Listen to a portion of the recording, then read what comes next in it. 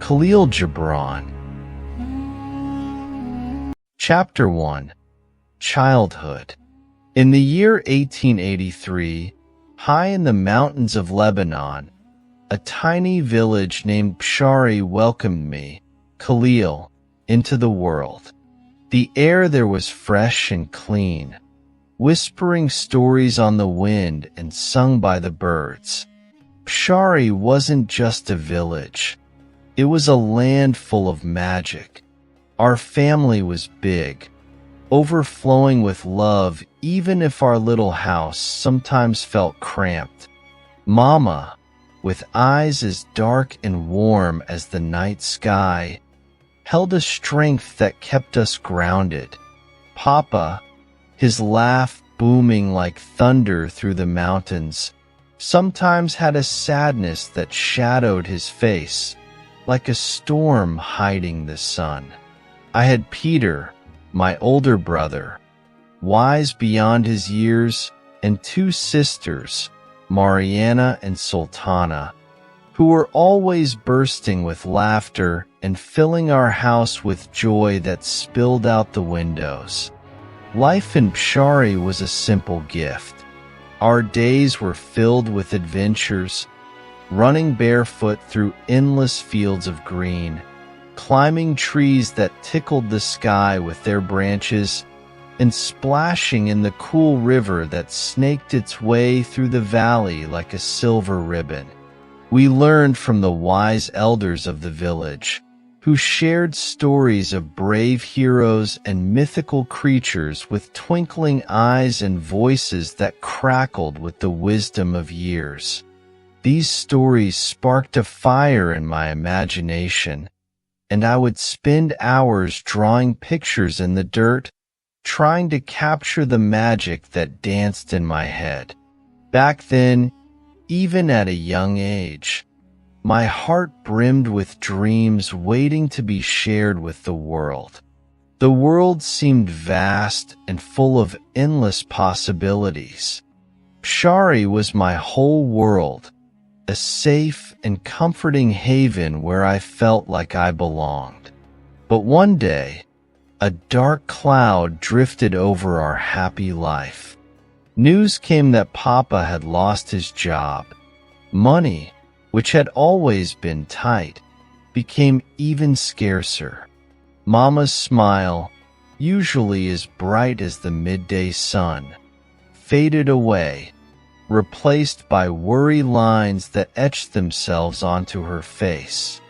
It was a difficult time for our family, and a heart-wrenching decision had to be made: to leave Bsharri, our beloved home nestled in the mountains, and seek a new life in a faraway land.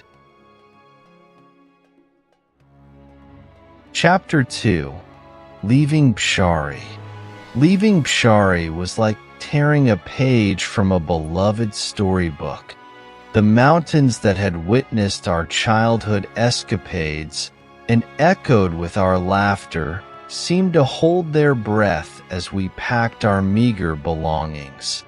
The wind, usually a playful companion whispering secrets through the trees, now sighed mournfully, as if pleading for us to stay. Saying goodbye was the most agonizing task I'd ever faced. We walked the familiar paths one last time, tracing them with our feet as if etching them into our memory.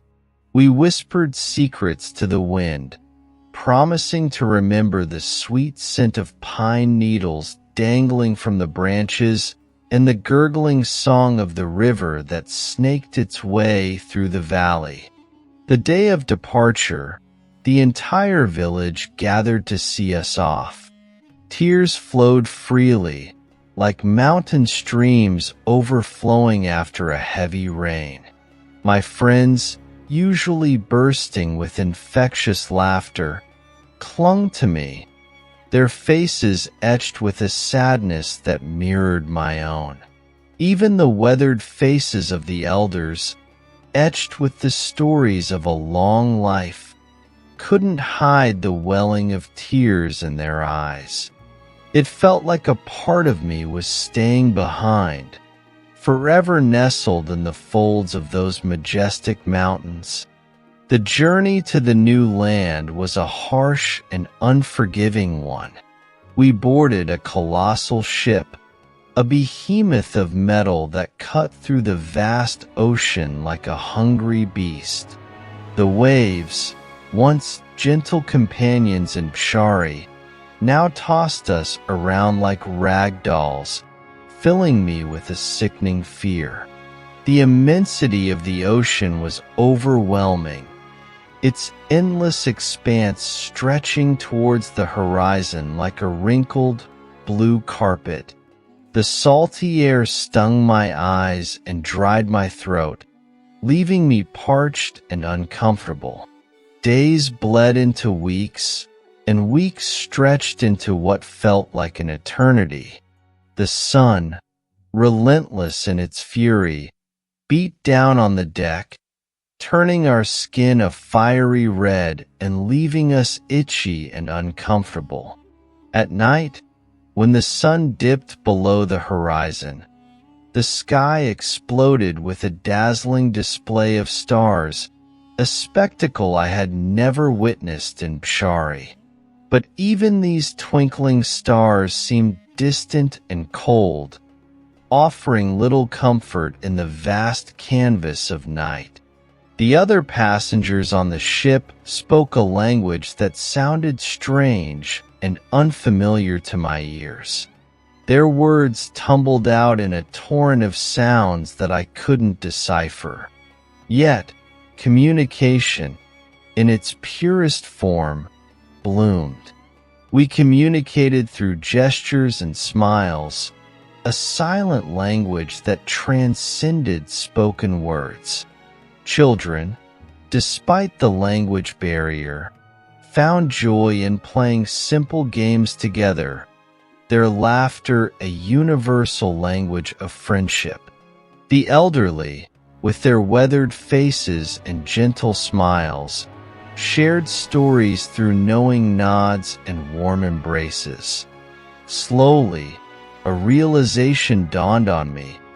Even without a shared tongue, people could connect and show kindness to one another. One day, a ferocious storm descended upon the unsuspecting sea. The ship, once a symbol of strength, creaked and groaned as if in agony. Monstrous waves, taller than any mountain I had ever climbed in Bsharri, rose with a fury, threatening to swallow us whole. Rain lashed down like 1,000 angry fists, and thunder rumbled through the sky like a giant's growl. Panic gripped the passengers, their screams echoing in the howling wind. Fear, icy and sharp, clawed at my stomach, making it hard to breathe. But amidst the chaos, there were acts of extraordinary courage and unwavering kindness. Parents held their children close, whispering comforting stories from their homeland, their voices a beacon of hope in the deafening storm. Strong men, putting their own safety aside, helped the weak and elderly navigate the treacherous corridors of the ship. Mama, her eyes filled with a fierce love, held me tight and sang a lullaby from Bsharri, her voice a soothing melody that calmed the storm raging within me. Slowly, relentlessly, the storm began to wane, leaving behind a sky washed clean and a sea calm as glass. When the outline of land finally emerged on the horizon, a collective gasp arose from the weary passengers. It was a sight unlike anything I had ever seen. A sprawling city with buildings that scraped the clouds, a stark contrast to the rolling hills of Bsharri. This was New York City, our new home. As we disembarked, A mixture of trepidation and excitement bubbled within me. It was a frightening new world, a concrete jungle devoid of the familiar sights and sounds of Bsharri. But maybe, just maybe, it could also be a place of new beginnings, a place where dreams, like the towering buildings, could reach for the sky. Chapter 3: New York City. New York City was a shock to the senses, a million miles away from the peaceful village of Bsharri. Imagine a place where buildings towered like giants, reaching for the sky. Streets bustled with people, a constant stream of faces and languages swirling around you. Cars rattled and clanged, their horns a cacophony of noise that filled the air. Gone were the rolling green hills and the whispering wind, replaced by a concrete jungle that seemed to never sleep. Fear gnawed at me. Everything felt strange and unfamiliar. The people spoke a language that sounded like a jumble of sounds, impossible to understand. The buildings blocked out the familiar view of the clear night sky, filled with twinkling stars. I missed the smell of pine trees and the sound of birds singing in the morning. Here, the air smelled of exhaust fumes and distant cooking fires. But Mama, ever strong, held our family together. She found a small apartment, a crowded little space that felt like a cramped cave compared to our house in Bsharri. Money was tight, and Papa had to take any job he could find, working long hours doing hard labor. We all had to adjust to this new life.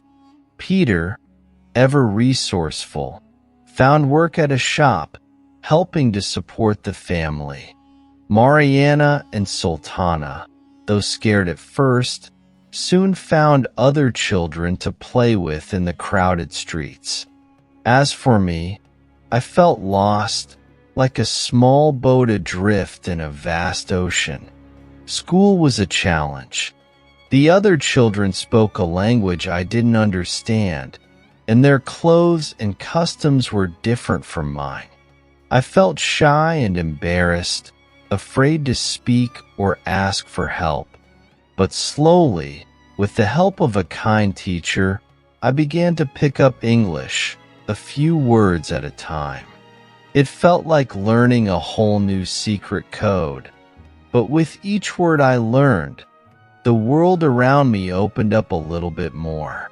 One day, walking home from school, I stumbled upon a small shop with a window filled with colorful paints and brushes. A warmth bloomed in my chest, a feeling I hadn't felt since leaving Bsharri. It reminded me of the days I spent drawing pictures in the dirt, using my imagination to create worlds on the ground. Saving every penny I earned from odd jobs, I bought some basic paints and brushes. Back in our tiny apartment, I found a quiet corner and began to paint. The world around me faded away as I lost myself in the colors. I painted what I saw: the towering buildings, the busy streets, the faces of people rushing by. I painted what I missed: the mountains of Bsharri, the clear blue sky, the smiling faces of my friends. Painting became my escape, a way to express the jumble of emotions churning inside me. Slowly, my paintings began to change. They weren't just copies of what I saw, but reflections of my feelings, my hopes, and my dreams. I started showing my paintings to others, hesitant at first, but their reactions surprised me. Some people smiled, Some looked thoughtful. Some even bought my paintings. This gave me a sense of purpose, a way to connect with others, even without speaking the same language.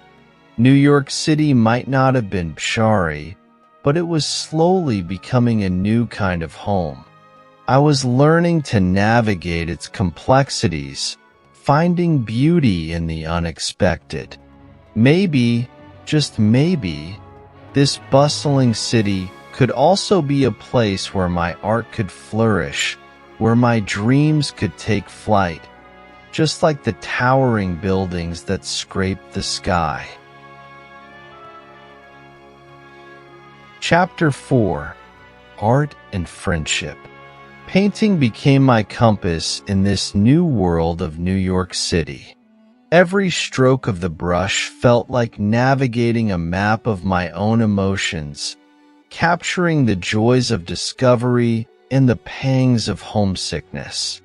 My tiny corner in the apartment became an artist's haven, filled with the vibrant colors I mixed and the quiet hum of my imagination taking flight.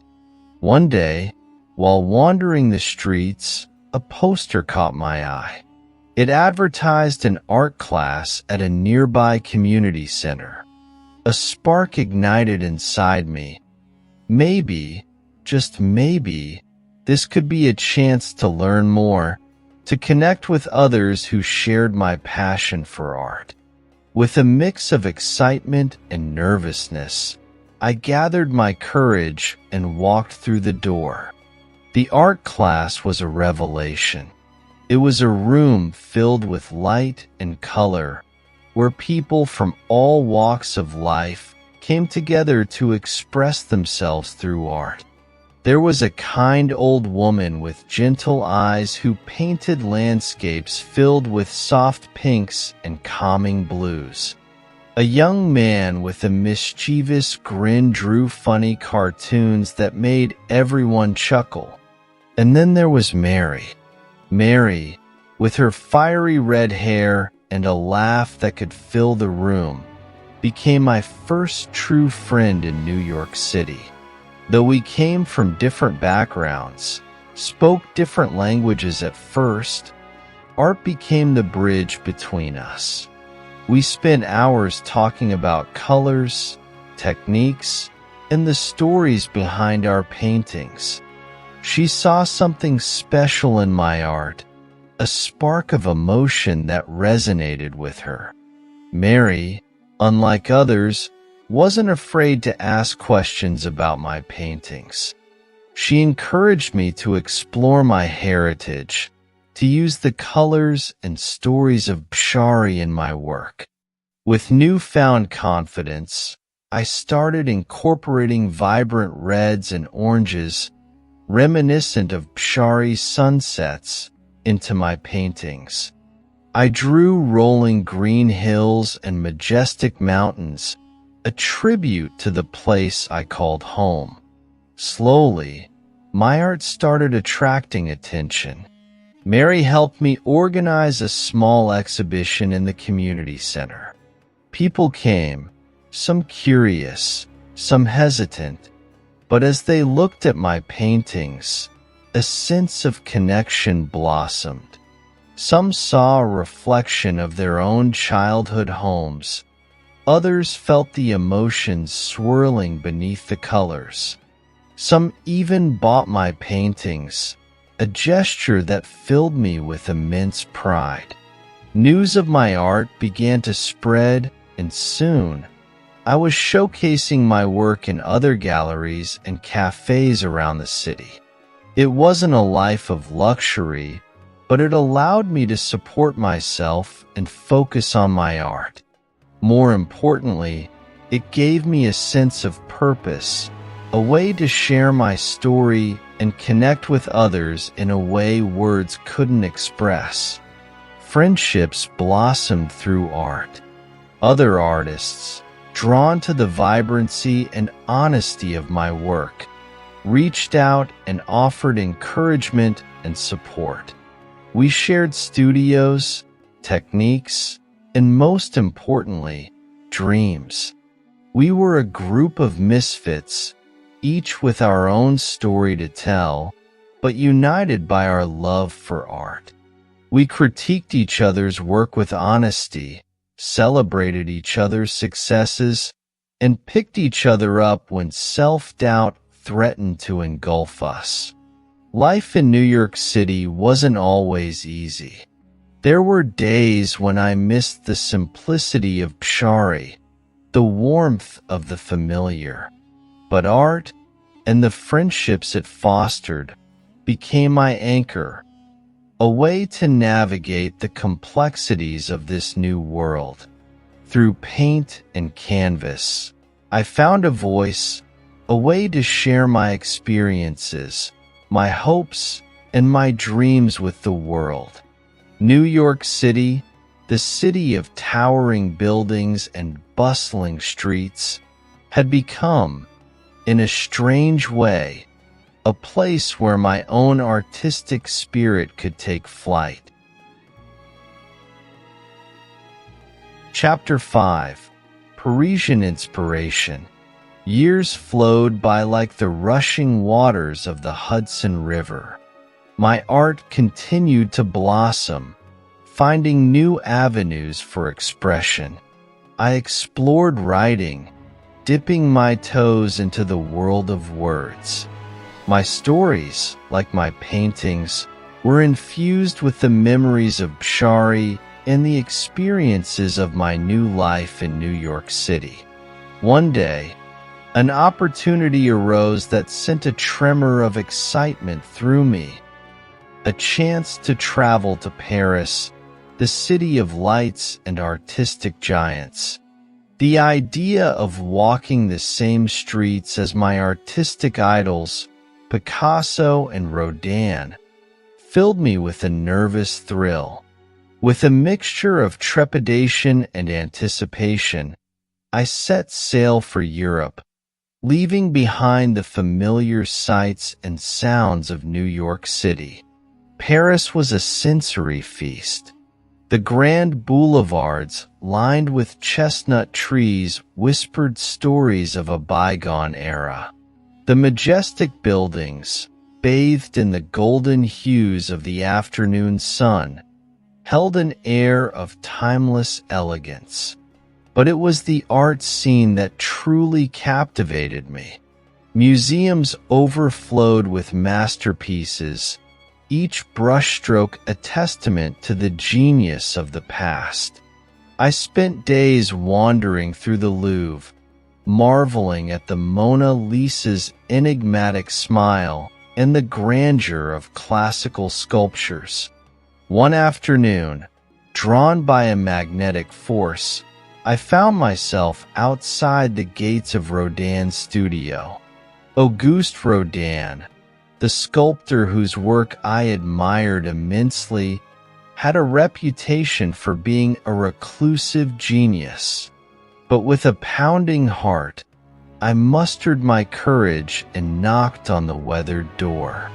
The door creaked open, revealing a towering figure with a mane of white hair and kind eyes. To my surprise, Rodin welcomed me in, his gruff voice softened by a gentle smile. He looked at my paintings with a discerning eye, then spoke in slow, deliberate French, a language I was still struggling to understand. Thankfully, Mary, who had accompanied me on this trip, acted as our translator. Rodin's words were a revelation. He spoke of capturing emotions in form, of using art to delve into the depths of the human experience. He saw something raw and honest in my work, a yearning for connection that echoed his own. Our encounter, though brief, left a lasting impression on me. Rodin's encouragement fueled my artistic fire, urging me to push boundaries and delve deeper into my creative spirit. Paris wasn't just a city of grand museums and bustling cafes. It was a melting pot of cultures and ideas. I met artists from all corners of the globe, each with their own unique perspective. We shared stories, techniques, and most importantly, a deep love for art. These friendships, forged in the heart of Paris, broadened my horizons and enriched my understanding of the world. However, Paris also stirred a longing for Bsharri, my childhood home nestled in the mountains. Gazing at the stars from a Parisian rooftop, so different from the clear night sky of Bsharri, a wave of nostalgia washed over me. I began incorporating elements of my Lebanese heritage into my work, the vibrant colors of traditional clothing, the graceful lines of Arabic calligraphy, the age-old stories whispered by the elders of Bsharri. My Parisian experience wasn't all sunshine and croissants. There were moments of loneliness, of grappling with the complexities of a new language and culture. But art, the universal language of the soul, became my bridge. Through my paintings and stories, I found a way to connect with others, to share my experiences, and to bridge the gap between my past and present. Paris, the city of art and inspiration, became a transformative chapter in my artistic journey.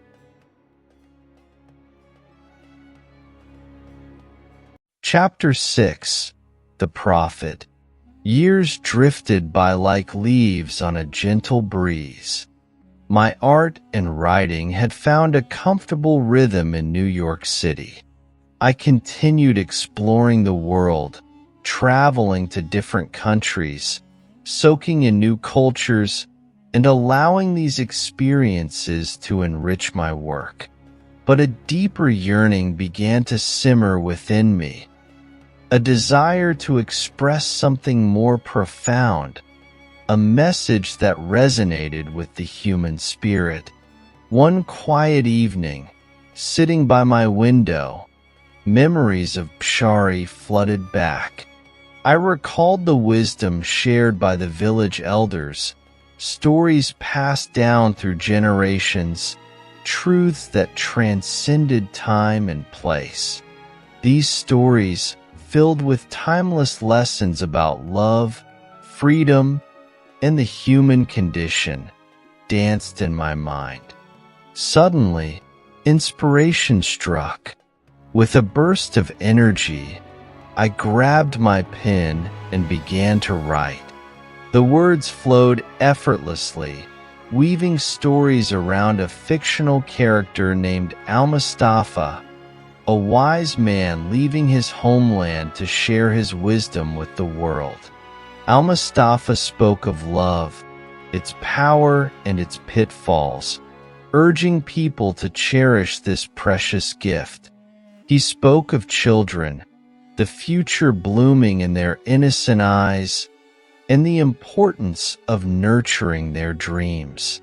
He spoke of work not as a burden, but as a creative act that brings purpose to our lives. As the days turned into weeks, the story unfolded, revealing Al-Mustafa's conversations with people from all walks of life. A young woman sought advice on love. A troubled king wrestled with the burden of leadership, and an elderly man grappled with the fear of death. Through Al-Mustafa's words, I explored the universal themes that bind humanity together: love, loss, joy, and sorrow. The result was a book unlike any I had written before, a collection of poetic prose titled The Prophet. It wasn't a story with a clear beginning and end, but a tapestry of wisdom woven together with threads of emotion and imagery. Initially, I wasn't sure if anyone would connect with this work, so personal and introspective, but something magical happened. When I finally shared The Prophet with the world, it resonated with readers in ways I could never have imagined. People from different backgrounds and cultures found something meaningful in Al-Mustafa's words. Translations appeared in languages I couldn't even read, and the book touched hearts across continents. The Prophet wasn't just a book. It became a message of hope and understanding. It offered comfort to the grieving, guidance to the lost, and inspiration to the dreamers. It wasn't about me or Bsharri. It was a universal voice speaking to the human spirit, a voice that transcended language and culture. Of course, there were critics too. Some found the book too poetic, others too philosophical. But their voices were drowned out by the chorus of appreciation from those who found solace and meaning in its pages. This unexpected success didn't change me at my core. I remained the same Khalil from Bsharri, a quiet artist with a love for colorful stories. But it gave me a platform, a way to share the wisdom I had gleaned from life's experiences, from the rolling hills of Bsharri to the bustling streets of New York City. The Prophet became my legacy, a testament to the power of art and storytelling to bridge divides and touch hearts. It wasn't just a book. It was a message that took flight, soaring across the world and leaving an indelible mark on countless lives. Chapter 7. Legacy. Life, like the seasons, flowed by in a constant cycle of change. The youthful energy that fueled my art and writing began to fade, replaced by a quieter wisdom. My health, once robust, started to show the wear and tear of years lived with passion. Yet, a sense of peace settled over me, a contentment that came from knowing I had followed my heart's desires. The Prophet continued its unexpected journey, touching lives in ways I never could have imagined. Letters poured in from readers around the world, sharing stories of how the book had comforted them in times of grief, inspired them to chase their dreams, or simply offered a deeper understanding of themselves and the world around them. These messages, filled with gratitude, became a source of immense pride for me. Although The Prophet was my most well-known work, I continued to create art and write. My paintings became more reflective, exploring themes of memory and the impermanence of life. My writing delved deeper into philosophical questions about love, loss, and the meaning of existence. While success brought recognition, I never lost sight of the simple joys that had always fueled my creativity. A quiet walk in the park, a lively conversation with a friend, the vibrant colors of a sunset. These simple pleasures continued to inspire me, reminding me of the beauty that is woven into the fabric of everyday life. One day, a young artist, his eyes filled with a spark of curiosity, sought me out.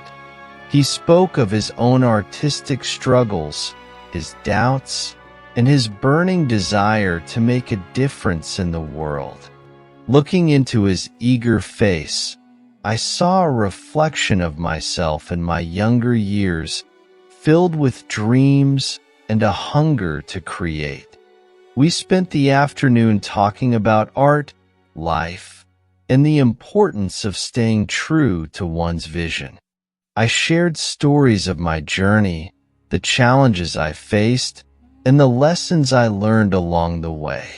In that moment, I realized that my legacy wasn't just the profit or my paintings.